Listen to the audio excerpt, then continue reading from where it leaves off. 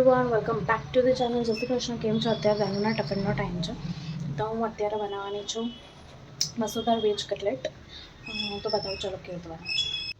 આ મસૂરદાર મેં રાત્રે પલાળીને નિતારી લીધી છે, પાણી જરીક પણ રાખવાનું નથી, એને મેં નિતારી લીધી છે. બરાબર, હવે આપણે એને ક્રશ કરી લઈએ.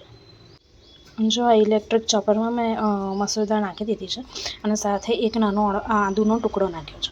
હવે આપણે એને ક્રશ કરી લઈએ.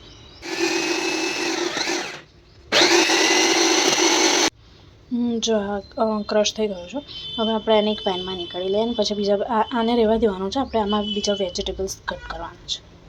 હવે એક કેપ્સિકમ નાખ્યું છે, એને પણ ચોપ કરી લઈએ.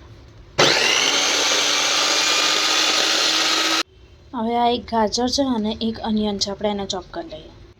જો આવી રીતે બધું ચોપ કરી લીધું છે. હવે આપણે એમાં થોડું પનીર ગ્રેટ કરીશું. જો આની અંદર મેં પનીર ગ્રેટ કરી લીધું છે. હવે આપણે એમાં મસાલા કરી લઈએ. આપણે જે રેગ્યુલર મસાલા કરતા હોય એ જ કરવાના છે. જો આ મસાલો નાખીને રેડી છે. આમાં કશું પણ બાઇન્ડિંગ નાખવાની જરૂર નથી, એ તો આપોઆપ જ થઈ જશે. જો આવી રીતે તવી પર આપણે એને શેલો ફ્રાય કરી લેવાની છે.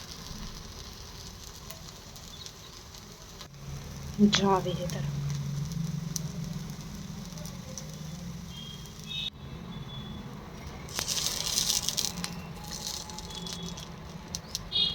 મસૂરની દાળ જ આમાં જ એક બાઇન્ડિંગનું કામ કરે છે, એટલે આમાં કોઈ પણ બાઇન્ડિંગની જરૂર જ નથી.